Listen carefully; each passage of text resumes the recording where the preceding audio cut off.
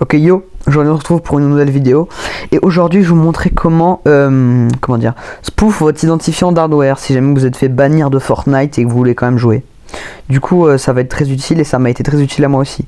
Première chose que vous allez faire du coup c'est d'aller sur mon serveur Discord.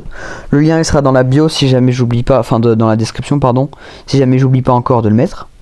Donc, vous le rejoignez et vous cliquez sur le premier lien qui va vous emmener vers un Discord attachment. Vous le téléchargez bien sûr et ça s'appelle hard disk serial number changer. Donc vous le fermez parce que en fait il faut l'ouvrir comme un administrateur. Donc, vous allez dans vos documents, paf. Et ensuite vous allez dans vos téléchargements et vous l'ouvrez comme un administrateur. Faites clic droit et exécutez comme un administrateur. Vous acceptez et vous cliquez sur OK, normalement ce serait bon. Ensuite vous l'ouvrez et là vous changez le nombre de disques que vous avez. Moi j'en ai qu'un donc je ne change que le premier. Donc les 4 derniers chiffres de votre serial number, vous allez les changer par des chiffres hexadécimaux, donc soit A, B, C, D, E, F, soit 0, 1, 2, 3, 4, 5, 7, 8, 9. Donc moi j'ai mis 6, 6 et 9, 9, mais vous pouvez mettre ce que vous voulez dans toutes ces lettres et ces caractères, mais que les 4 derniers, vous changez et vous mettez OK, ensuite vous fermez, vous en aurez plus besoin, et là vous téléchargez le deuxième fichier sur le channel fichier.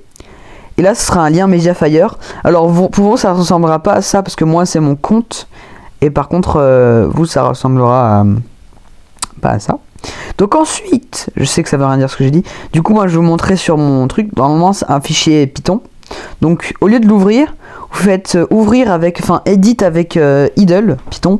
Donc si vous l'avez pas, téléchargez-le, mais je crois qu'il est plus disponible. Donc vous l'ouvrez avec idle. Et ensuite vous mettez run. Et vous cliquez sur le premier truc, donc ou soit vous faites F5. Ensuite vous fermez tout et vous prenez la fenêtre idle que ça vous a ouvert. Et là vous avez toutes les possibilités, donc soit 1 spoof, soit 2 clean, soit 3 dire bonjour, etc., etc. Donc la première chose que vous allez faire, c'est du coup spoof vos fichiers. Donc vous mettez 1 et paf, il y a écrit done spoofed, ça veut dire que c'est spoofed. Du coup, vous allez refaire la même truc. Vous pouvez pas faire ça en une seule fois. Vous devez l'ouvrir 2 fois. Donc edit with idle, run, etc. Vous fermez tout.